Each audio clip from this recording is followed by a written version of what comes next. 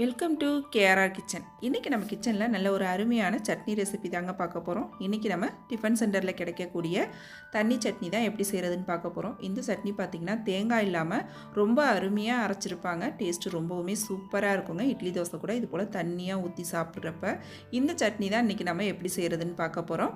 அதுக்கு முன்னாடி நம்ம சேனலில் இன்னும் சப்ஸ்கிரைப் பண்ணலைன்னா சப்ஸ்கிரைப் பண்ணி வச்சுக்கோங்க. கூடவே பெல் சிம்பல் ப்ரெஸ் பண்ணி ஆளுங்கிற ஆப்ஷனையும் ப்ரெஸ் பண்ணி வச்சுக்கோங்க. அப்போ தான் நான் போடுற வீடியோஸ் எல்லாம் உங்களுக்கு தொடர்ந்து நோட்டிஃபிகேஷனில் ஒன்றுக்கொன்னே கிடச்சி இருக்கும். இப்போ வாங்க இந்த சட்னி ரெசிபி எப்படி செய்யறதுன்னு பார்த்தலாம்.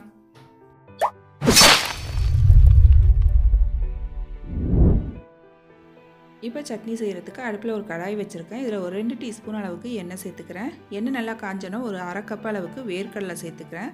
இப்போ இது பச்சை வேர்க்கடலை நல்லா வறுத்து எடுத்துக்கிறேன். நீங்கள் வறுத்த வேர்க்கடலை வச்சுருந்தீங்கன்னா டைரெக்டாக அப்படியே நம்ம சேர்த்து அரைக்க ஆரம்பிச்சிடலாம். இப்போ கடலை நல்லா வறுபடட்டும். வறுபட்டதுக்கு அப்புறம் இதிலே பார்த்திங்கன்னா வறுத்திட்டு இருக்கும் போதே காரத்துக்கு தகுந்த அளவு பச்சை மிளகாய் சேர்த்துக்குவோம். நான் இன்றைக்கி ஒரு 6 பச்சை மிளகாய் எடுத்திருக்கேன். இந்த பச்சை மிளகாயும் நல்லா இது கூடவே சேர்த்து வதக்கி எடுத்துக்குவோம்.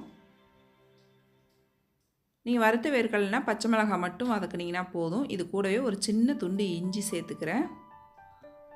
இதே ஒரு அரை கப் அளவுக்கு பொட்டுக்கல்லையும் சேர்த்துக்கிறேன். பொட்டுக்கல்ல சேர்த்து நம்ம ரொம்ப நாளை வதக்க வேண்டிய அந்த சூட்லேயே கலந்து விட்டோம்னா போகிறோம். இப்போ நல்லா எல்லாம் வறுபட்டுடுச்சு. இதை நல்லா கொஞ்சம் கூட சூடு இல்லாமல் நல்லா ஆற வச்சு எடுத்துக்குவோம். அதுக்கப்புறம் சட்னி எப்படி அரைக்கிறதுன்னு பார்க்குவோம். இப்போ நல்லா ஆறுனதுக்கு அப்புறம் பார்த்தீங்கன்னா இது எல்லாத்தையும் மிக்ஸி ஜாரில் சேர்த்துக்கிறேன். சேர்த்ததுக்கப்புறம் இது கூட இந்த சட்னிக்கு தேவையான அளவு உப்பும் சேர்த்துக்குவோம். ஒரு சின்ன துண்டு புளி சேர்த்துக்கிறேன். புளி சேர்க்கும் போது சட்னியோட டேஸ்ட்டு ரொம்பவுமே அருமையாக இருக்குங்க. இதை கொஞ்சமாக தண்ணி ஊற்றி சட்னியை கொஞ்சம் கொரப்பாக அரைச்சி எடுத்துக்குவோம். அரைச்சதுக்கப்புறம் பார்த்திங்கன்னா இதில் ஒரு பாதி பெரிய வெங்காயம் கட் பண்ணி வச்சுருக்கேன். அதை இதில் சேர்த்துக்கிறேன்.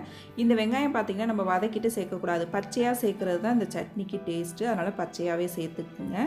இது கூடவே பார்த்திங்கன்னா நல்லா ஒரு அரை கப் அளவுக்கு கொத்தமல்லியும் கட் பண்ணி வச்சுருக்கேன். அதையும் சேர்த்துக்கிறேன். இப்போ இது சேர்த்ததுக்கப்புறம் கொஞ்சமாக தண்ணி விட்டு கொஞ்சம் கொரப்பாக அரைச்சி எடுத்துக்கிட்டிங்கன்னா நல்லாயிருக்கும் இந்த சட்னி. இப்போ அரைச்சி எடுத்துகிட்டு வந்திருக்கேன் பாருங்கள். இதை நம்ம ஒரு பாத்திரத்துக்கு மாற்றிக்குவோம். இந்த சட்னி பார்த்திங்கன்னா கொஞ்சம் திக்காக வச்சு சாப்பிட்டாலும் நல்லாயிருக்கும். அதே சமயம் தண்ணியாக வச்சு சாப்பிட்றப்ப இன்னும் டேஸ்ட்டு ரொம்ப நல்லாயிருக்கும். அதனால் தண்ணி கொஞ்சம் தாராளமாகவே சேர்த்துக்கிறேன். தண்ணி நல்லா நிறைய தண்ணியாக கலந்து எடுத்துக்கிறேன். சட்னி பாருங்கள் எந்த அளவுக்கு இருக்குன்னு. நல்லா ஒத்தாப்பில் ஒரு தடவை கரைச்சி விட்டுருங்க. இந்த அளவுக்கு தண்ணியாக இருந்துச்சுன்னா ரொம்ப நல்லாயிருக்கும்.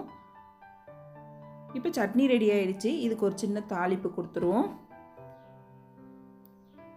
இப்போ தாளிக்கிறதுக்கு அதே பேனில் பார்த்திங்கன்னா 1 டீஸ்பூன் அளவுக்கு எண்ணெய் சேர்த்துருக்கேன். எண்ணெய் காஞ்சோன்னே ஒரு அரை டீஸ்பூன் அளவுக்கு கடுகு சேர்த்துக்கிறேன். அரை டீஸ்பூன் உளுந்து. நல்லா கடுகு உளுந்து பொரியட்டும்.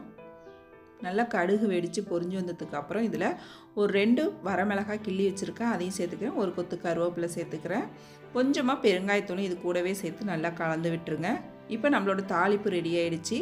இந்த தாளிப்பை நம்ம இப்போ சட்னி கூட சேர்த்துக்குவோம். இதிலே கொஞ்சம் சின்ன வெங்காயமும் நீங்கள் நறுக்கிட்டு வதக்கி சேர்த்திங்க அப்படின்னாக்கா ரொம்ப நல்லாயிருக்கும் இந்த சட்னிக்கு டேஸ்ட்டு. இப்போ பாருங்கள் சட்னி ரொம்ப அருமையாக சூப்பராக ரெடி ஆகிடுச்சுங்க. இட்லி தோசை கூட சாப்பிட்றதுக்கு அவ்வளோ ஒரு அருமையாக இருக்கும் இந்த சட்னி. நீங்களும் இந்த சட்னி ரெசிப்பியை நான் இன்றைக்கி சொன்னது போல் ட்ரை பண்ணி பாருங்கள். ட்ரை பண்ணி பார்த்துட்டு எப்படி இருக்குன்னு எனக்கு கமெண்ட் பண்ணுங்கள். என்னோட இந்த ரெசிபி பிடிச்சிருந்ததுன்னா லைக் பண்ணுங்கள், ஷேர் பண்ணுங்கள். மறக்காமல் நம்ம கேஆர்ஆர் கிச்சனை சப்ஸ்கிரைப் பண்ணி வச்சுக்கோங்க.